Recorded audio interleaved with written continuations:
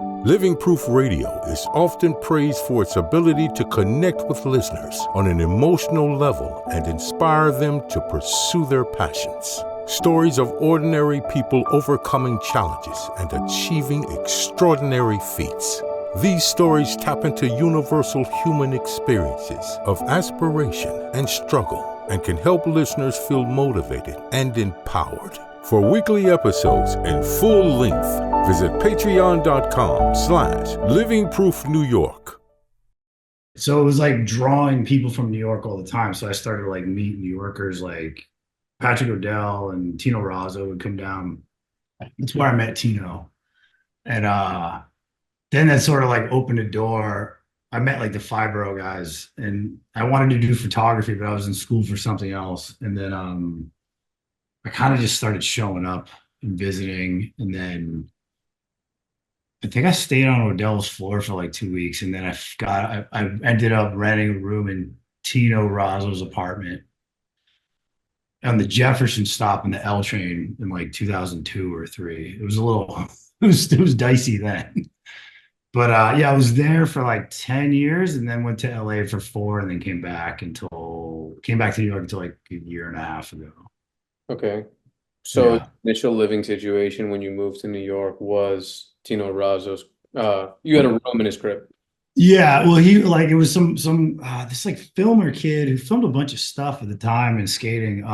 He had some rooms, and we lived above a doll factory, and Bobby Pulio was the neighbor. And Bobby would come in at like 9 a.m. and just yell at us while we were just like sleeping off hangovers and call us lazy, and we felt shameful, and he was kind of like giggling. But it was a fun place to go from like a small town to just like a loft above and you'd walk down the hallways and there'd be like baby arms and heads and weird places because it was like all the shrapnel from this like doll factory. So I felt like I was like in kind of a movie compared to where I came from. Yeah, I can imagine. That was my introduction to the city. I lived with Tino for like probably another 8 years in a few different places, but that was the initial thing. I just met I was just in California. We were shooting for one of the upcoming magazines that we do. And he's featured in one of them. So I met him for the first time. Over Cool. at his crib, coolest, nicest, most welcoming dude. Yeah. Within the first like 5 seconds, it was as if like, he treated us like as if he was like a long-term friend type of thing. It was really cool. He's very hospitable. Good dude. I've liked his skateboarding for a very long time, so it was awesome to do that. He was always really good at inventing tricks for anybody to try. Even if he couldn't do them, he would put his spin on stuff and be like, "You try it, I can't do it." But it would always be like he had a very distinct like choice in tricks.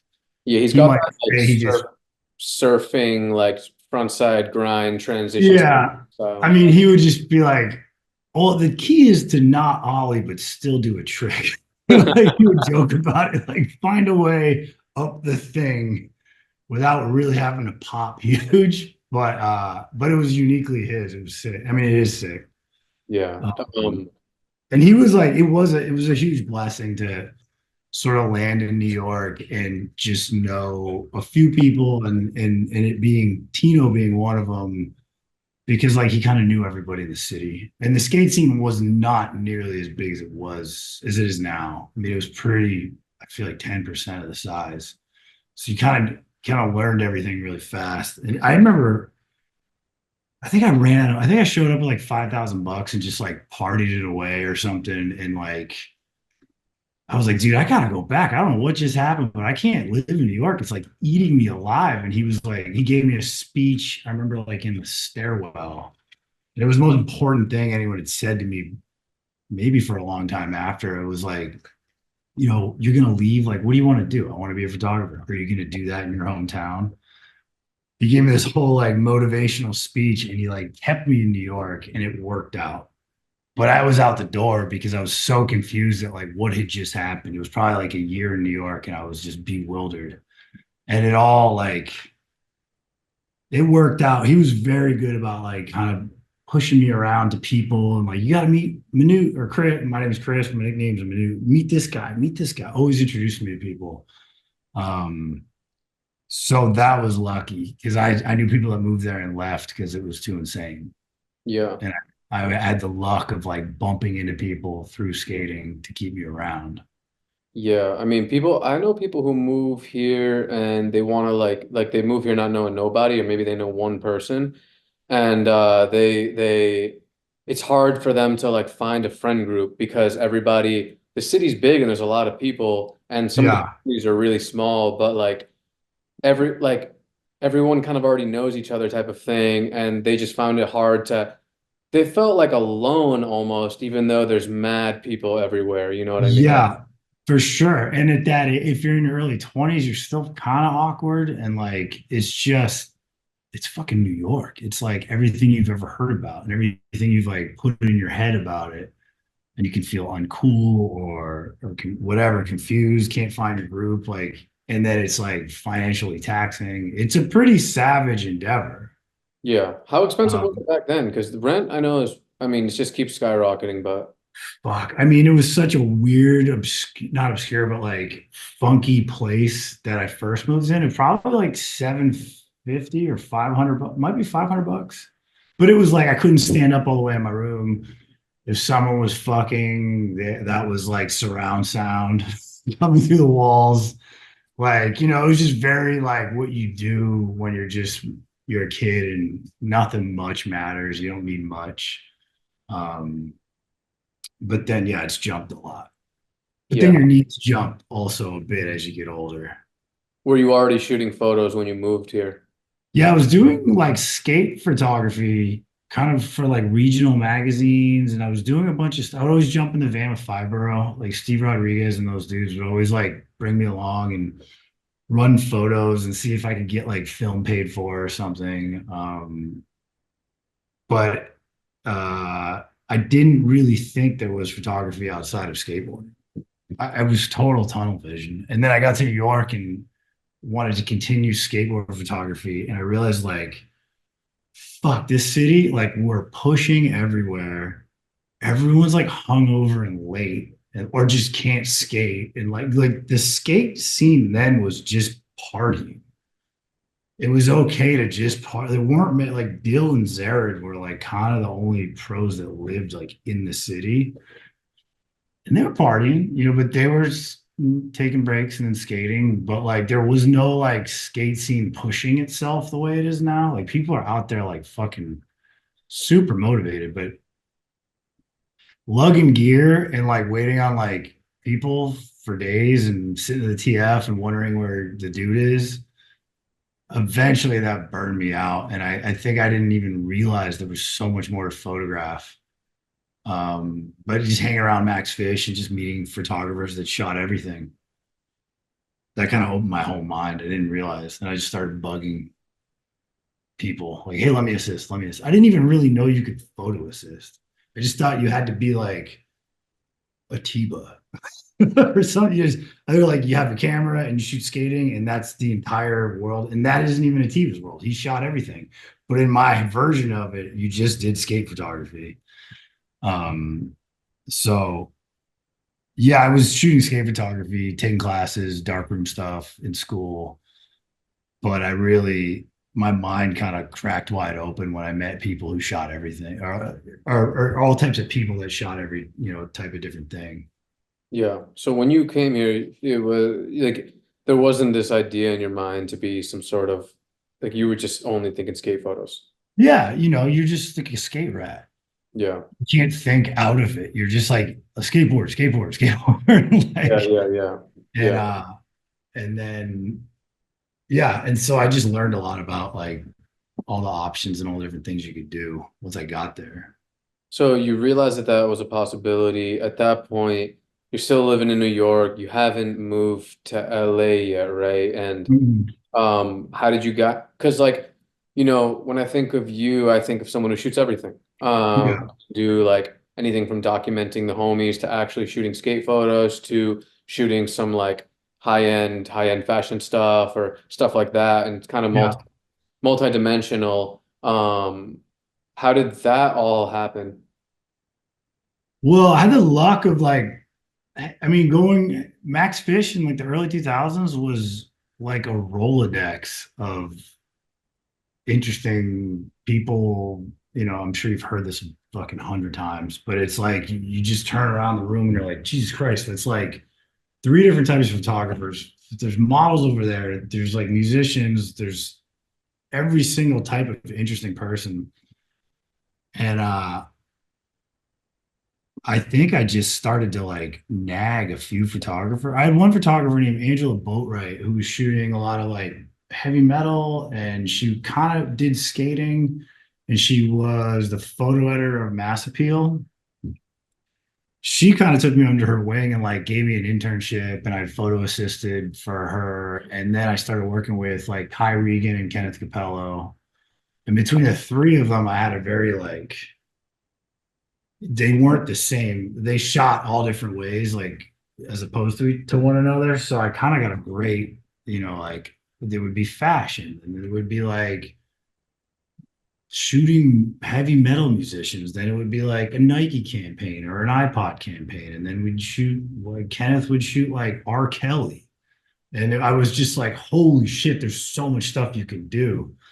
And I worked for them kind of like rotationally, and I think it was like the best like broad way to learn. I didn't learn shit in college and all of those courses. I just learned how to like get a free dark room. But I think getting my hands dirty with those three people was awesome. And I don't know, I mean, it was super lucky. And then and I think all three of them were generally like really helpful when I wanted to like kind of like get out on my own. Um so yeah, I kind of just like shot the people I knew based around Max Fish.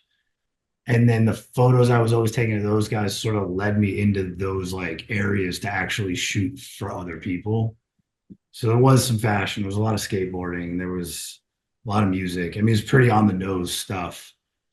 I think the first real shoots I had were for like Nylon, and they gave me the most awkward people over and over and over. But that was really good to start doing photography because it was like boot camp. And then I started to be able to get into shooting musicians I liked and start doing fashion. Yeah, that's when I think about all the stories I heard about Max Fish, in my mind, the word I just think of like that's like almost like New York University. Just Yeah, so I would. many people met so many fucking people there, and then the intersection of heads, like heads from the graffiti world who are Yeah, just the highest level of graffiti or whatever, and then heads from like the skateboard world that are the highest level of skating, and then heads from the art world who are the highest level of art, and then they're all just going to this one fucking room, like this rectangle at night, dude. fucking get It wasted. was like the internet, but in a room or something. Like it was right. It was cool because like the internet hadn't really like seeped into every part of our brain. There was like MySpace, so there was a little bit of like interaction feeding the room in Max Fish. But yeah, you'd sit at a table and be like an actor, an artist, a dope fiend, but he's cool. So like no ever it's all good. And then there's like this like constant mix of people, which I think is the cool part about the country, the city, and the neighborhood of the LES. It was like it just kept people like interacting and mingling, and it was all just people that wanted to have a good time and just like talk and hang out. Um, that bar really sparked a lot of shit in all different directions. I wonder if there's Pretty any place right good. now that mimics that, like the way it is, Oh, or if that can't even happen because of the way the internet is now. It's just like, or maybe I don't know. I don't. That's like one of the ultimate questions like of existence at this point. Like I don't know. Like I think the internet engulfing our brain probably cuts off a little of that organic madness that comes with just shoving people in a room.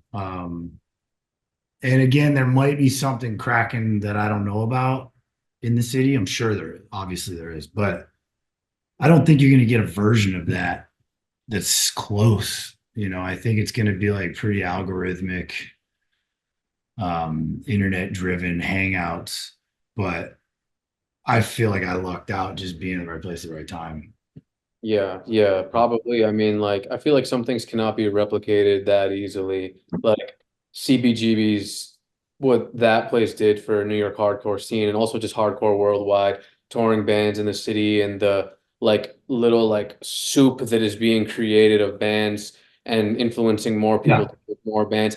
That's kind of like right now what recreates that, let's say in Manhattan, like nowhere recreates that in Manhattan. So, But like. when I was at Fish, I was bumming that I had missed the wave of CBGBs and not really paying attention to what I was standing in the middle of. Like, I Wow. was looking at that, like, damn, I fucking showed up too late. Like, and then years later, I was like, oh, I was in my own thing. Like, but I just wasn't paying attention to it the way I was like looking at the greener grass a few years back. Well, that's another thing. Like, are you when you were that's what I was gonna ask. Like, when you were in these places and experiencing these things and like meeting these amazing photographers that are all legends in their own respect now, who have Mhm. done a ton of amazing things and I'm sure are going to continue to do that. Mhm. Were you realizing that you're kind of like in this moment, holy fuck, this room is, I guess, the stuff of legends in our world and blah blah blah.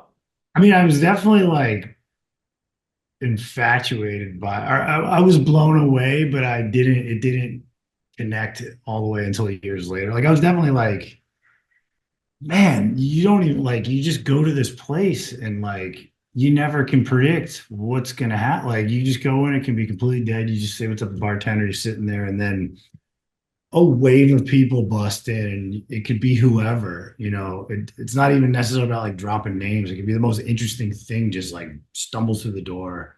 You meet someone you've never heard of, you have no backstory on, and they're blowing your mind. Um, because it was also such a destination for travelers. It's like it was such a pit stop for people that were like, if you go to New York, someone's always like, if you go to New York, you got to go to the Fish. Go to the Fish. You'll find out what's going on if you go to the Fish. So there's always so many people coming from other places aside from the locals. So it did have its own network. Someone from London or France or Japan would send their friend to the Fish, and then there'd be like some connection. They know who to ask at the bar, and then that person's having the adventure of their lifetime. So I definitely appreciated it. I didn't like anything. It didn't totally make sense until years later. You look back and you're like, God damn, that really like propelled a lot of people's lives in different directions. Um, but I guess it was it was a bit obvious that awesome shit was happening because we kept going, Yeah. you know. Yeah. Was it weird stepping into more like a non-skateboarding environment when it comes to photography when you're shooting, let's say, any type of celebrities, or I've seen you shoot like some mixed martial artists like Dan Henderson. Um, Yeah. was it weird doing that, or did you feel like it happened step by step to the point where you were already ready? I had this weird thing where, well, I'd worked enough on the craft where I felt like I could point it in any direction. But I definitely had this feeling, which I wish I didn't, which I thought like at the time, I kind of kept I kept like the Max Fish skateboard world slightly separated from like the work world in a weird way. It like got me into the work world. And then I felt like no one wanted to know about skateboarding. Like, it wasn't, don't be a skateboarder, just be a fucking guy that hangs out and takes photos. And then I saw the world catch up to skateboarding feverishly, like after the fact. But I didn't really have any problem because I was just working on taking photos. I didn't, skateboarding shit. It was probably easier than just waiting around to maybe get a photo laying in the gutter. It was a lot easier, more civilized. Um, and then I think skateboarding kind of found me again a few years later, where it was like skateboard brands were like, hey, can you shoot this stuff? Like, you kind of know everybody. Like, this is all you need to do.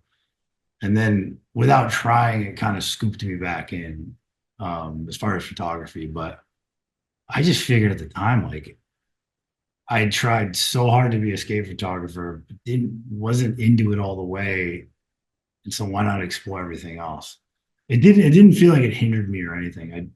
if anything, it made me able to deal with any type of person. Like shooting hip hop for 10 years, where you don't know what the hell's gonna happen when you walk in the room. But you've got to like kind of keep everyone happy and smiling, and the train's got to keep on the tracks. That could be like a skate spot where you're like, we're trying to get a trick. We don't need a security guard or a crazy person to fuck this whole like moment up. There's a lot of like, I skaters are like they can navigate people a little better than I think the average person. Yeah, yeah. So that probably helped, if anything. At what point were you already making a full living off of photography? How long did that take? And yeah. I think it was like I was photo assisting for probably 2 or 3 years, 4 years. And then I did like a slow transition into solo or like shooting for myself. And then I think I went back. I don't know. It's tricky. You ask a lot of photographers that go from like assistant to shooting on their own. And there's always this like, it seems this way. There's always like they jump to shooting on their own and then they kind of backpedal a little bit because like the money doesn't add up and then they start going. So it's kind of like hard to describe middle zone, but it took jumping out of the nest, climbing back in, and then really jumping out of the nest. So it's hard to say. I mean, 3 or 4 years of assisting, 4 years, 5 years, maybe. That's cool. Yeah. I was listening to this talk that you did, and you were saying how like you go from having like a lot of work to maybe like a swaths of time off. It's kind of just like the nature of the job, you know? And how does that like affect your day-to-day routine? Because I'm thinking about like a lot of skaters that I've spoken to on this thing, and how like all the time off kind of just and then like the income to be able to do stuff Yeah. can often lead people to like kind of going insane. Yeah. Or just like not having a schedule, you know what I mean? Like days all meshed together and then you're just like doing whatever. And especially like within skateboarding or coming from a skateboard background, there's like the glorification of the fucking sex, drugs, and rock and roll, like piss drunk style thing, you know? Yeah. So did that ever affect you, just like being so closely related to that? It's almost like in a weird way, you're kind of doing the same thing, perhaps, as like what like a pro skater might be doing during the same time period. Yeah. No, that I think that definitely affected me. I mean, it's like as you get older, you're like, holy shit, I need structure. I have to make my own structure because like you're surrounded, especially like in New York City or in cities where there's like just a whole like, a lot of freelance, whether it's like being a pro skater, artist, whatever.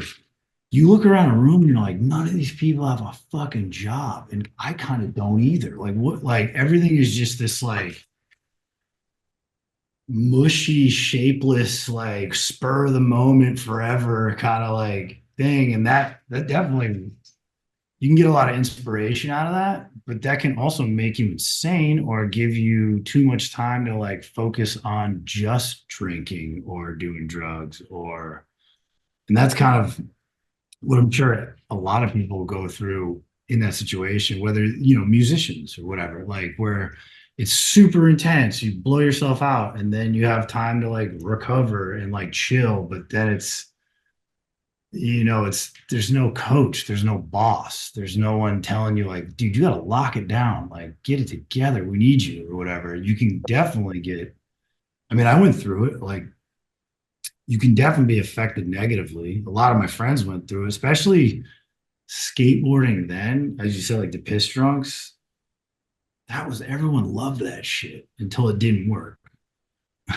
Like, and everyone got sober or bad things happened. But I think skating's probably gone through a massive, like those might have been the growing pains for skating, like those years, where it was just everything is punk rock, who gives a shit, everything's nuts, there's no tomorrow, and then there is tomorrow, and then everyone has to realize that. So I think it definitely got me a few times. Like I burned some bridges for sure with just like structureless. Like I want to, like go get a beer at 3 p.m. because fuck you, I don't have a real job. I'm being a bad boy. And then you call your skater friends and they're like, fuck it, I'll come. Um, and then eventually, hopefully, you like rein it in because you realize like this is not really helping. Yeah, yeah.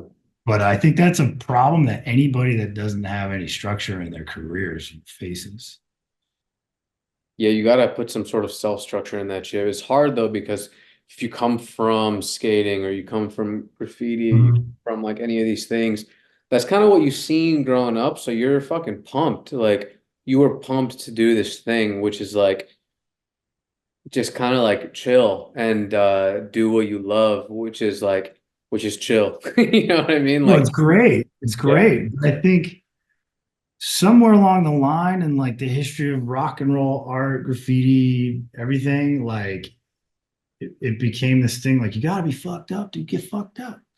Like, come on, man, you got this cool job. Like, take the trick. What do they say? Like, buy the ticket, take the ride or whatever. Like, I don't know. Like, it's fun, but I think everyone's got to go through it and then find their way. But it's always there to start off with.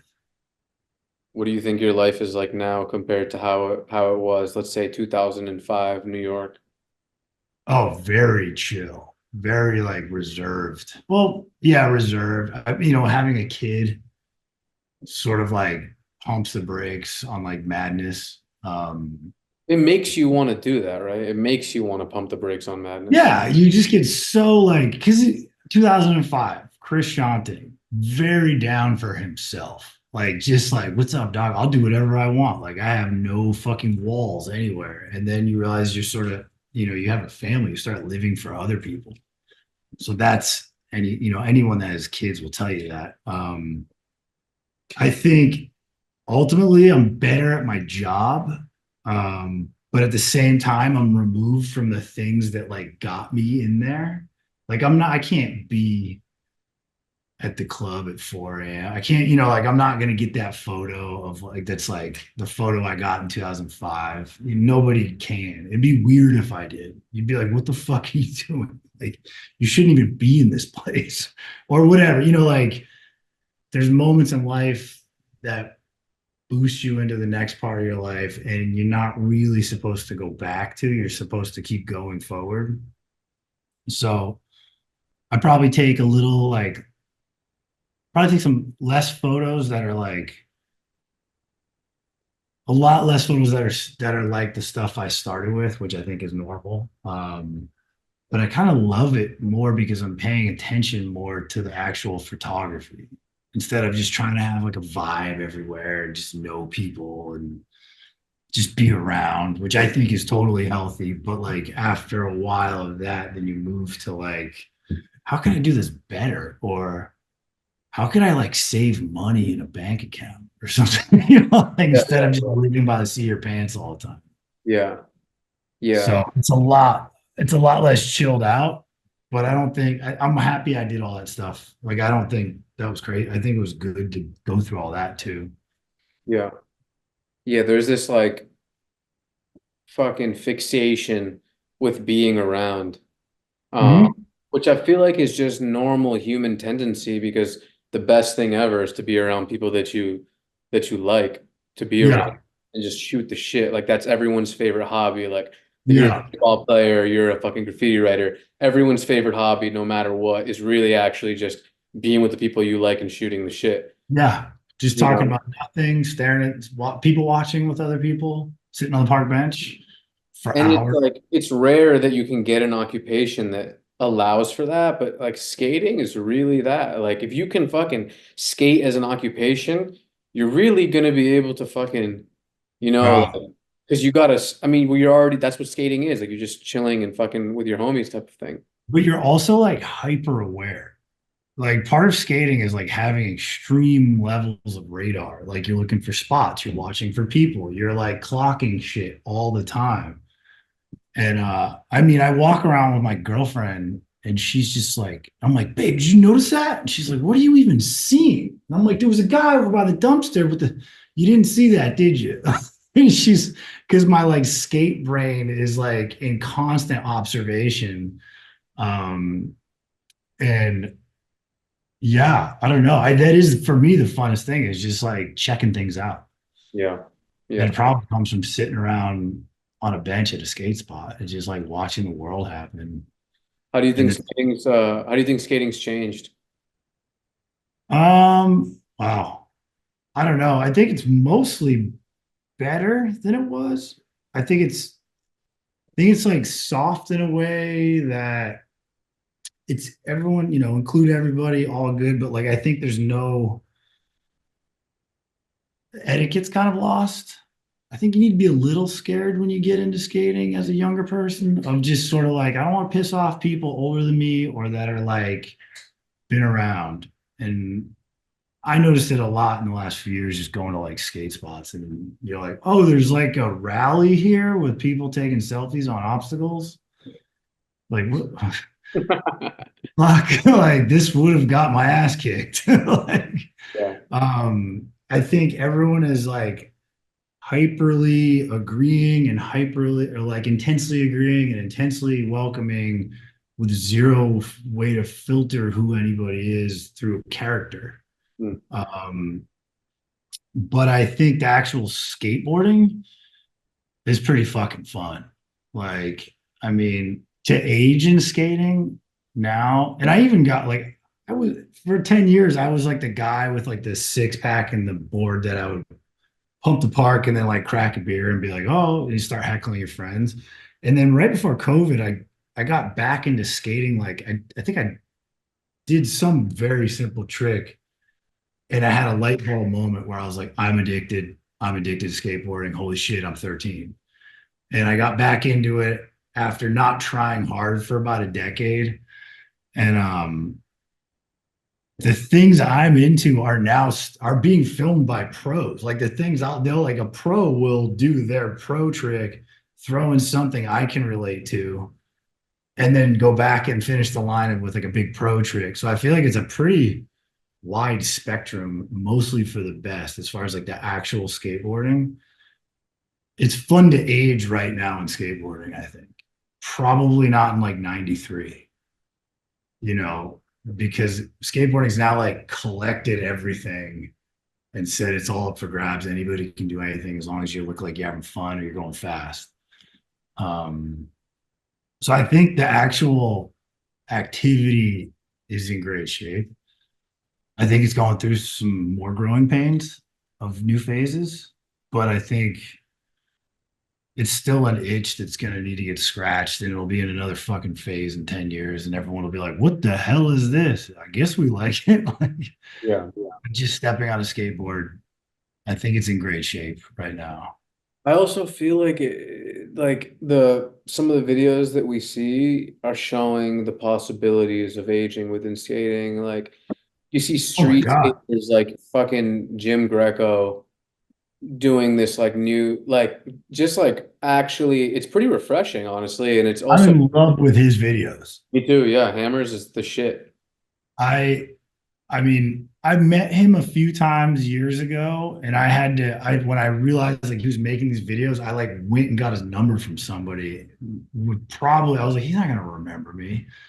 And I wrote to him, and he was like, dude, it means so much. I remember you. You're Odell's friend. Like, thanks for what. Like, I had to write fan mail to another adult man and just be like, dude, this is the coolest thing because like I can relate to it. I think even other people have said. I remember Ted Barrow said a great thing about one of the videos where it was just him and Tom Penny skating like maybe in Italy or something, and it's just two aging skaters just going, and they look completely different. They skate pretty different, but they're two homies that have known each other for decades, and they're sweating and getting dirty, and they're probably having a blast. And I think his skating or his videos are I fucking love those things, dude.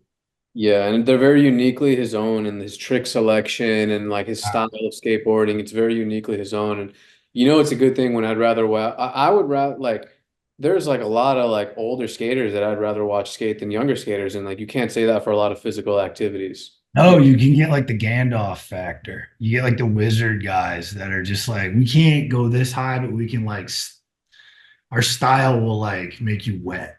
Yeah. You know? Yeah, yeah. Like you can watch us do a couple things. We have good choices and we're smiling and like, visibly having fun. I think there's a huge space for older guys. Like, look at Spanky. That's He's I was actually just thinking about older. that. Yeah. He's actually an older. I still look at him as like a kid, but he's an older guy now, and he's not stopping. He's a maniac, and it doesn't look like he's trying to learn all the new. When I started, there was a problem where like skating changed off of that like Pat Duffy stuff. And old guys were like, "We're done."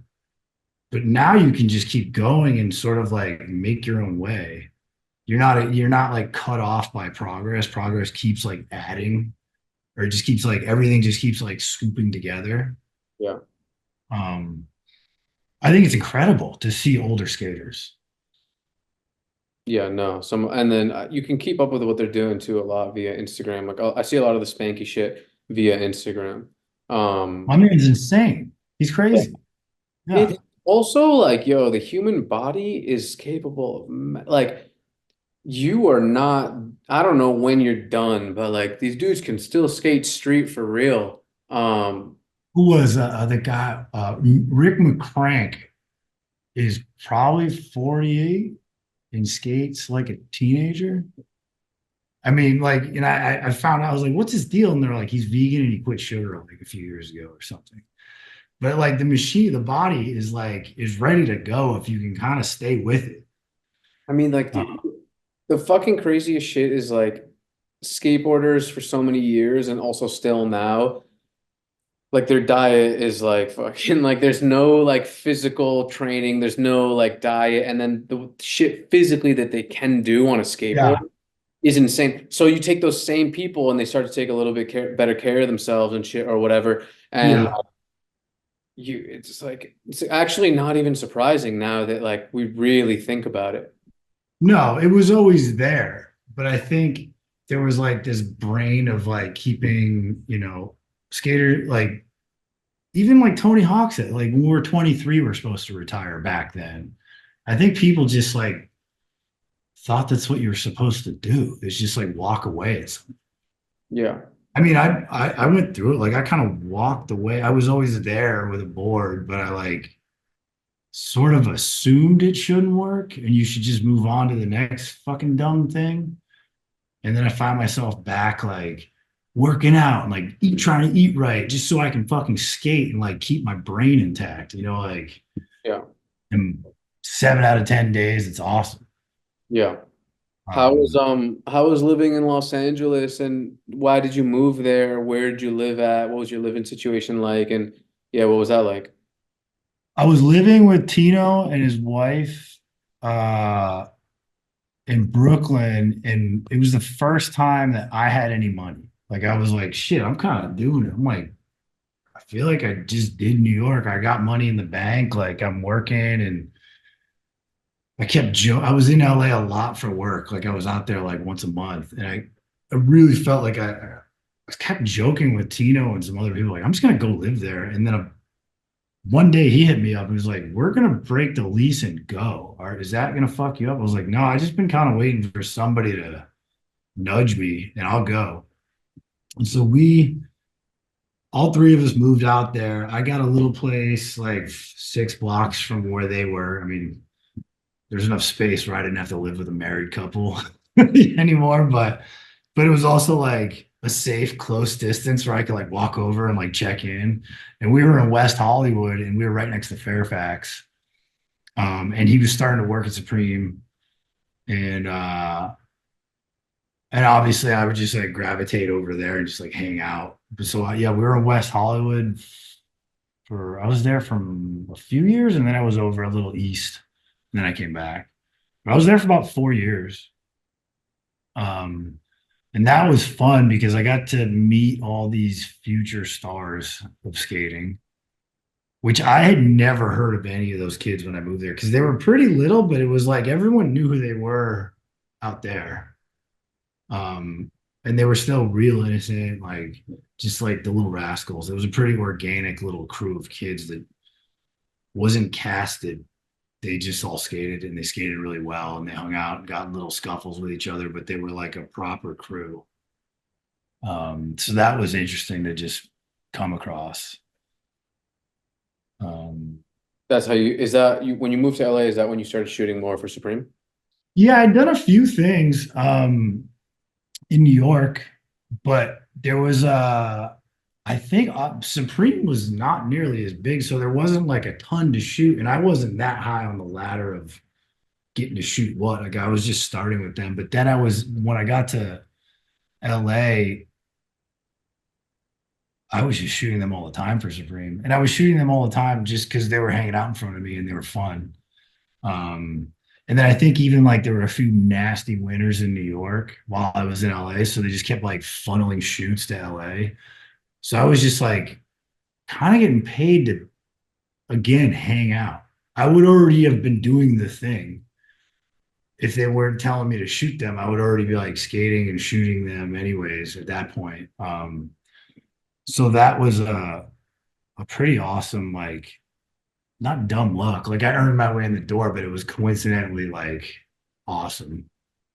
Is it weird to see how the time goes past and like a lot of those, I see the photos that you took and a lot of the photos that I didn't even know you shot. Like the more that I looked into it, I'm like, because I would just see them as photos, like let's say 10 years ago or whatever. Yeah. Um, and I'm like, oh damn, like you're shooting all of this stuff, seeing the time go past and like videos be released and other media and like Yeah. the cultural influence that became, is that strange? And also Supreme's massive growth. Oh, it's wild to watch.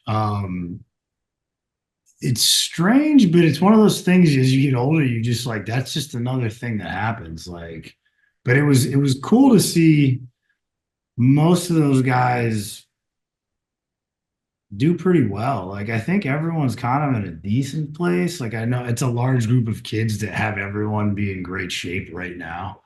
But it was cool to watch them grow. And then the company grows, and that's cool. But then, a company is a company. Like, there's bottom lines and stuff. So that eventually could get weird. But I think I'm psyched I was like in so deep in that era before um it became like a big, big Leviathan, a big monster of a company. Yeah. It's good for everybody. I mean, everyone's doing their thing. I still see new people on the team. I'm glad that they're working with them.